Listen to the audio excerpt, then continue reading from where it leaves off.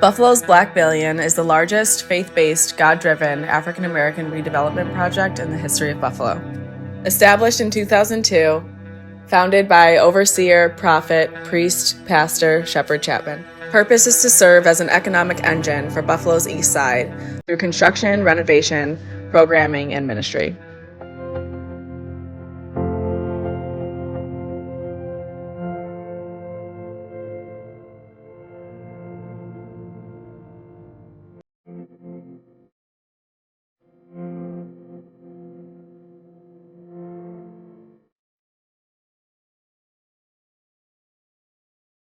So good to have the viewers with us today. I am so honored and thankful to God for all that He has provided,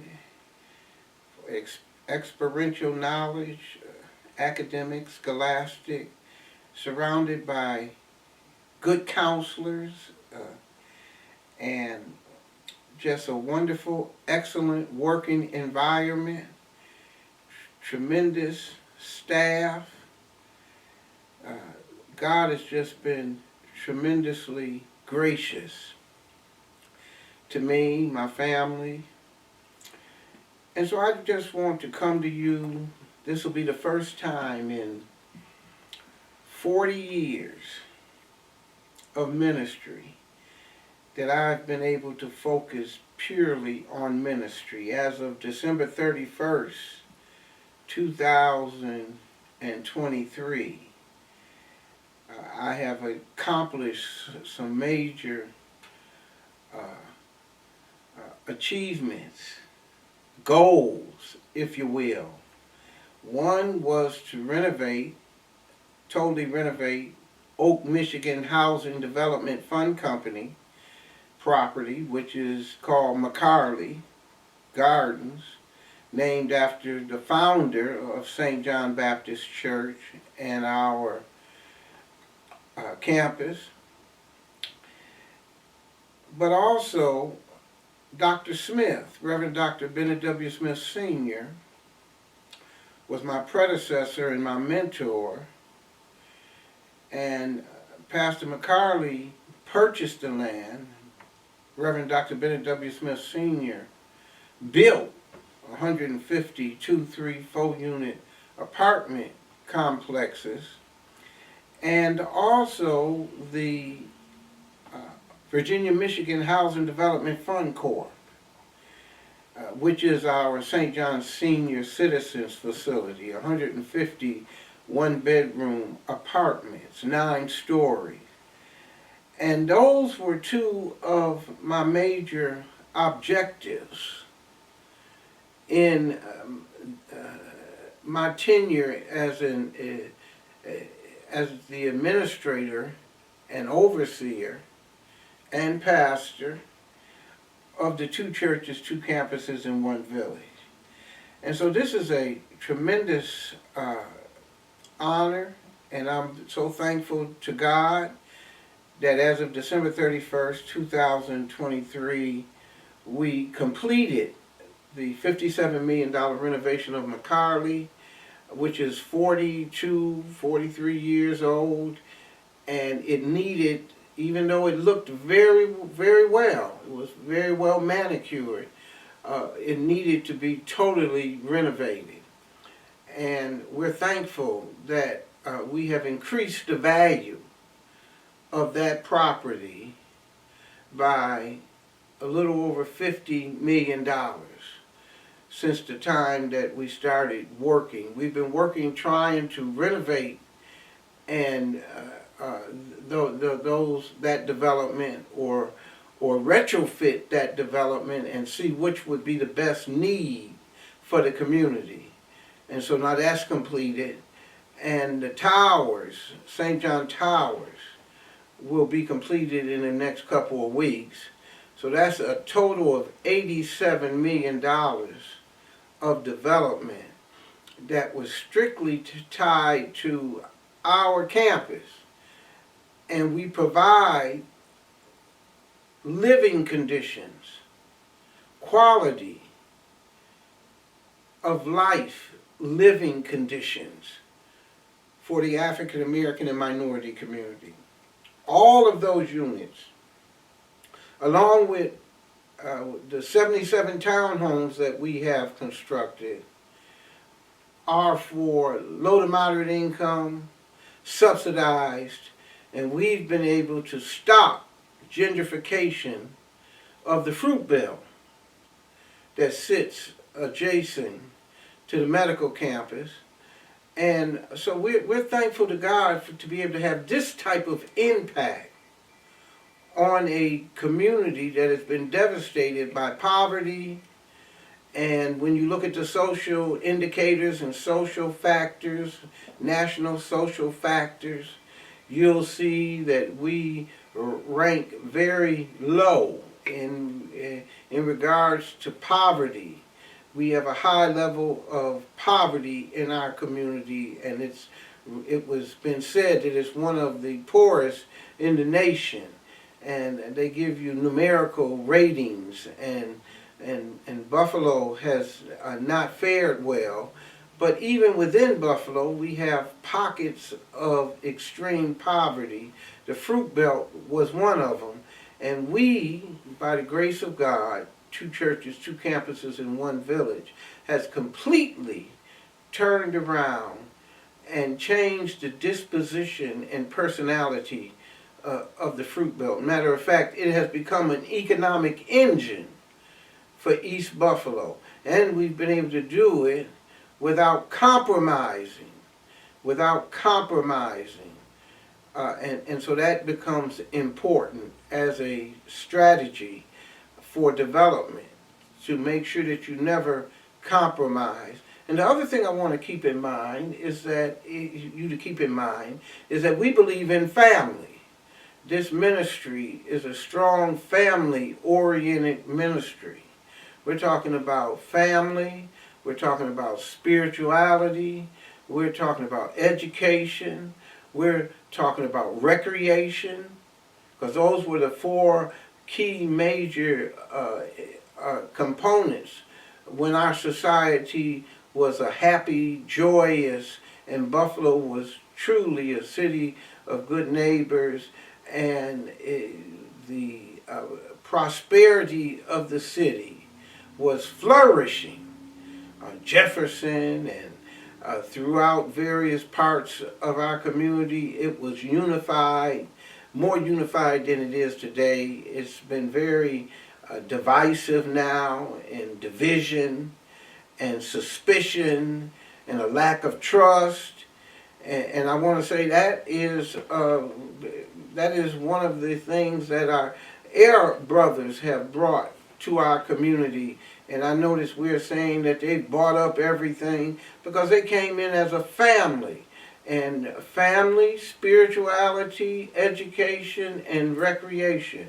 And when we were growing up, the schools were a major institute within the community, and then the churches. And then you had the boys clubs, and you had the YMCAs, and you had the Girl Scouts, and the Boy Scouts, and the 4-H.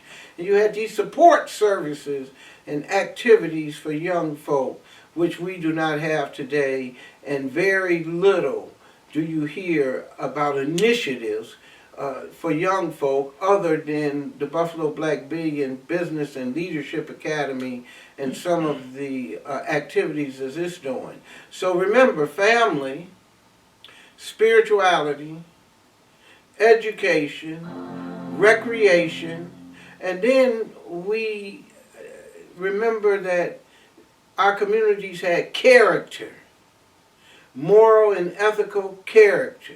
So you're talking about character, you're talking about civility, that there is a decent way to treat one another, and then you're talking about community, that we create wealth for community, creating community wealth using biblical principles. I received a book at an event I was at, and that book is by Reverend Dr. Walter Earl Fluker, and he has, we've been able through Dr. Smith to establish relationships with prominent national and international speakers and personalities. And Dr. Fluker was one that I was able to meet, and he was at Rochester Colgate Divinity School, overseeing the Howard Beecher lectures and the MLK series, and then he went out to Atlanta, interdenominational, and then he's over in Boston College. And back in 2022, I was at a convention, and he wrote to me, and he gave me the book, The Ground Has Shifted. And he's been aware of the work that we're doing because he was with Reverend Dr. Bennett W. Smith Sr., who was my predecessor, and I met him through him. And he wrote to me, when he seen me, to Michael and Ina, my soulmate of 49 years on the 9th of this month. It'll be 49 years. He wrote, "Stay awake, Walter." And he reminded me, and I'm thankful I have, because of Dr. Smith, I've been able to interface with some of the greatest minds in this country, religious and theological seminarians, and of the most highest caliber and excellence in academic and scholastic study. And so I've been able to meet those individuals because Dr. Smith served as president of the Progressive National Baptist Convention. Only spiritual leader in the African American community here in Buffalo that has served as a national and international president of a major denomination, one of the major denominations. And so Dr. Fluker wrote me, "The ground has shifted," and he said to Michael and Ina, "Stay awake, Walter," 1/22/19. This was in 2019. And I want you to understand that the church, the future of the black church in post-racial America. That's one of the subtitles of his book. The future of the black church in post-racial America. And so because we have such large assets in this East Buffalo community, and we're the only African American institution that has assets in the medical corridor. We have the largest investment of assets in the medical corridor. And I want to thank Judge McLeod, he's no longer a judge, but he was a sitting judge. Judge McLeod, Andres Garcia, our Latino brothers from the West Side, and also Mr. Frank Messiah, and that's a posthumous thanks to Mr. Messiah, for he has passed and went on to be with the Lord. But I want to make sure I mention their names, because when I first started in this ministry about 22 years ago, I went to the Black Leadership Forum, and they had developed a strategy to turn around East Buffalo. At that time they were calling it East Side, East Buffalo, to turn it around. And the strategy at the time that they got a funding from, I believe it was the Oshai Foundation, one of our foundations, and they employed Dr. Henry Taylor from the University of Buffalo City Planning Department, and he put together the demographics that we used to develop this comprehensive urban development model, which at the time when I was at the meeting, I asked Mr. Messiah, I said, now that this plan is in place, how much would it cost to execute that plan? Because they received the money to get the plan done and do the research, but then the issue becomes, how do you fund it? And they said it was going to cost $54 million. And so I went out, and within a year we had started raising funds and doing portions of the project. For example, we did the first hospice facility in the nation between a church and hospice and palliative care. And so we put that on the ground at 111 Maple, the St. John Baptist Church Hospice House. And Hospice and Palliative Care of Cheektowaga provided the services, and we worked collaboratively to bring that in. And I want you to remember that this is how you impact the community. The market penetration for hospice services 20-something years ago, but back in 2005 or 6, was somewhere around 6% in the African American community. After 8 years of working with us and having the hospice facility up, when they moved from 111 Maple back out into Cheektowaga because they had built additional units out there and no longer needed to be down on Maple, their market penetration was somewhere around 37, 38%. And then it continued to go up, but we provided as a vehicle for hospice and palliative care to provide services in the African American community, minority community, at a time that really was not a popular idea. It took some tremendous work to get that done. So I was thankful to that, and Dr. Fluker saying stay awake. In other words, we have to maintain our assets. We cannot let our assets, if you look around the community, if you look, you'll see that those African American institutions that had large valuable assets have now dissolved and are no longer there. Those properties have went into foreclosure on a national scene. Those properties were assumed by local developers, and they were not minority developers. And so most of the institutions that represented the African American community that were owned by African Americans or overseen by African Americans and managed by African Americans are no longer in existence. And our 2 churches, 2 campuses in 1 village is the only one that I can think of that is viable and sit in a prominent location to be able to benefit from the influx of finances that come into the Buffalo Niagara Medical Campus and the University of Buffalo and that whole medical corridor there.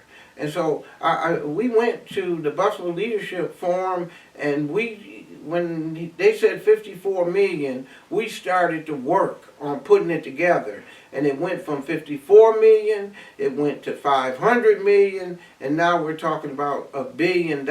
We have a $1 billion plan on the table, and we've been involved in some litigation, but God has moved so many obstacles, and God has blessed us. And that's what I want the community to know, that we are in worship service twice every day. And then on Thursdays we have a 1 o'clock service. And then on Sundays we have a 9 o'clock service. But every day we're in worship at 8 and at 7. And then also in the midst of the week, during those times, we have biblical studies. And we believe that it's a twofold approach to success. And what we're really talking about is God and ministry. How do we interface with God and execute ministry? Whether it's ecclesiastical, whether it's sacramental, or whether it's the social ministry. And we've been focusing on the social ministry because we were forced. When you have properties, you cannot be neutral. You either have to improve them or they're going to get worse. And the McCarley was getting worse, even though it was looking good. It was the infrastructure needed to be completely changed, the electric and lighting, the sewer and plumber.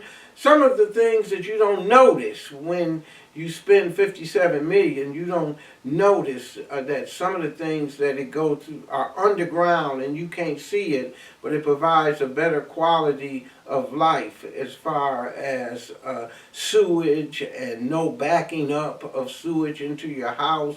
And so those were some of the things that was a necessity for us to be able to do. But I'm thankful to God that He has moved obstacles. It took 22 years, and we did at the very beginning, 22 years ago, there was talk about eminent domain, taking that property for a better good. We negotiated 4.5 years with the Buffalo Niagara Medical Campus. And we had some plans, but we could not bring it to fruition. We negotiated with the University of Buffalo, President Simpson, and with executive vice president, the vice president, Marsha Henderson was the point person. And then also under the Tripathi, President Tripathi, the current University of Buffalo president, we negotiated, he was part of that 5-year negotiation with the University of Buffalo. So we have been steadily working to improve that property, see if there could be other uses for the property. And we have seen how we could not only did we redo those properties and put up some new properties, some new units to make sure that there was 150 units. HUD required that it would be a 1-for-1. So however we started with 150, we had to end up with 150. But we were able to use some ingenuity and spiritual imagination. And what we did is we parceled it off so that we maintained 150 units, but now we have space to put up a 220 unit, 6-story, 20,000 square feet of retail space, a facility right there on Virginia and Ellicott, and bordered with also North Oak. And so that's $150 or $60 million development where we can provide work opportunities, business and leadership, entrepreneurship. And so the African American community should be looking at those that are looking to do businesses. There's a lot of foot traffic in the medical campus right there at Virginia, a medical corridor right there at Virginia and Ellicott. And we're looking at 20,000 square feet of retail space, and we're looking for African American businesses to be right there where this foot traffic is so that they can benefit from the revenue that's coming in from the medical corridor. And that should overflow into the fruit belt. It should overflow into our development, and those resources can be circulated to help improve the quality of life and create additional revenue streams in the African American community. And so we're thankful to God. I mean, I just can't tell you how thankful we are to God. And I just want to make sure that I want to always mention Minister Ina Chapman, my soulmate of 49 years, who is also my personal executive administrator. She's on staff as my personal executive administrator. She's a great grant writer and pays attention to detail. And she's worked with me, and she serves as vice president of our vice president of our for-profit corporations. We do have family for-profit corporations, and she serves as vice president and co-owner, but also she serves as the chairperson of our nonprofits. And so I want to reach out to her, and also to Executive Catherine Wright, who has been there with us since we started and helped us put this together. And we had just a few folk that was committed and believed that God was going to move in the midst of us, and He was going to do it right early. And one day with the Lord is as 1,000 years, and 1,000 years as a day. And God has brought this to fruition. And now, as of January 1st, this will be the first time in 40 years. And after 18 years of formal classroom, seminary study, and degree upon degree upon degree, after 18 years, I thought when I first entered into the ministry as a pastor in 2002, I thought that I was going to just be able to study and use this wonderful library that I have here and just be academic and scholastic and monastic. I like a monastic life, monasteries. I spend time in the monasteries and in isolated places for biblical studies and health reasons. But because, that's one of the points I want to make to you, but because the demographics of our community were of the nature that they were, I could not be so heavenly minded that I was no earthly good. So I needed to be some earthly good, and so I had to move away. And what I wanted to tell you is one of the patterns that we used was Psalms 1. Blessed is the man that walketh not in the counsel of the ungodly, nor standeth in the way of sinners, nor sitteth in the seat of the scornful. But his delight is in the law of the Lord, that he meditate on both day and night, and he'll be like a tree planted by the rivers of water, and his leaf shall not wither, and whatsoever he do shall prosper. Minister Ina tells me and told me, you're not putting your hands to enough, because the text says, whatsoever he do shall prosper. It didn't mean you had to go to school to do it. It didn't mean you had to be connected to politicians or some business conglomerate, but you needed to be connected to the true vine.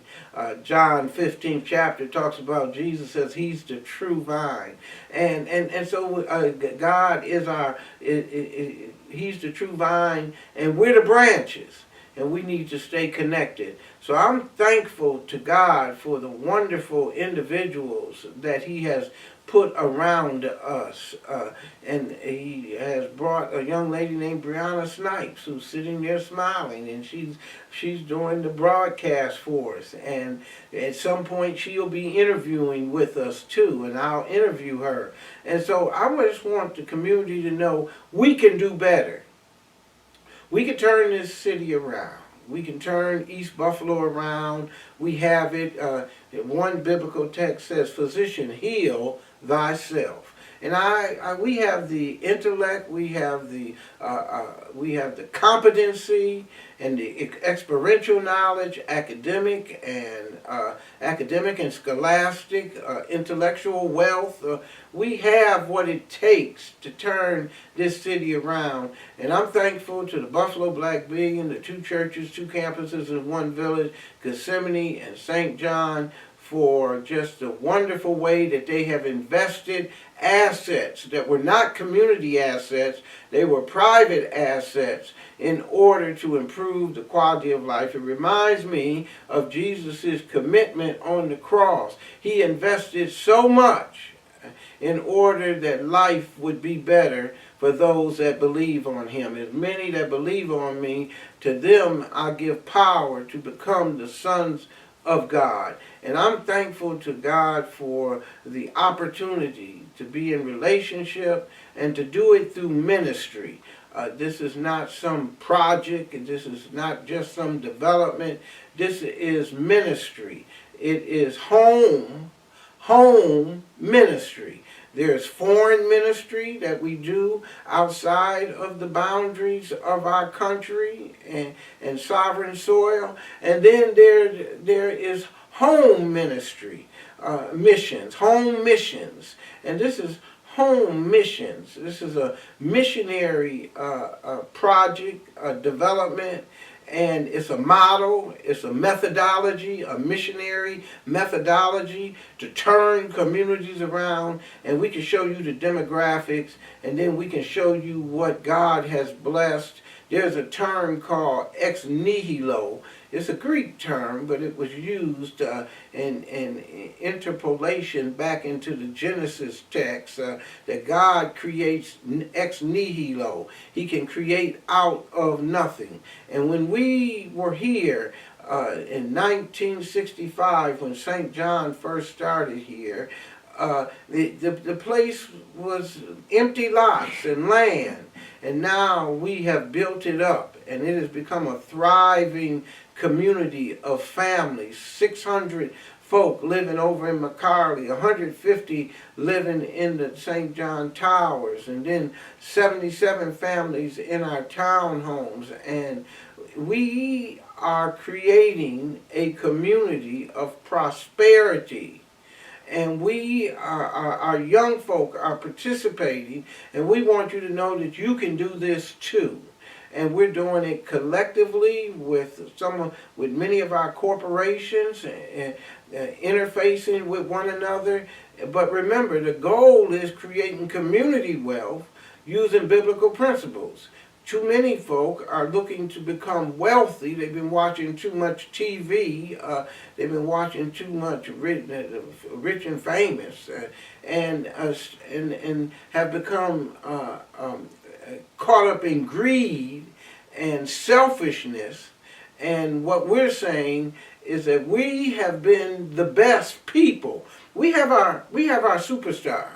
We have our Lady Winfreys, and we have our Mr. Magic Johnson and Irving Johnson, and we have our Tyler Perry, and we have our folk that have superstars. There's a young man up in New York that owned part of the basketball team, Jay-Z, I think his name is, and I apologize, I don't know his actual name, but I think they call him Jay-Z.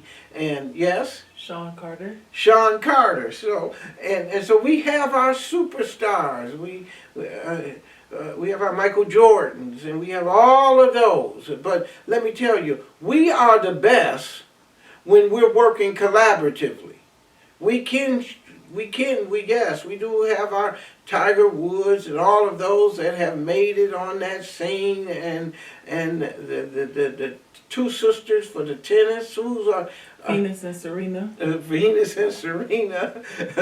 You got the script, huh?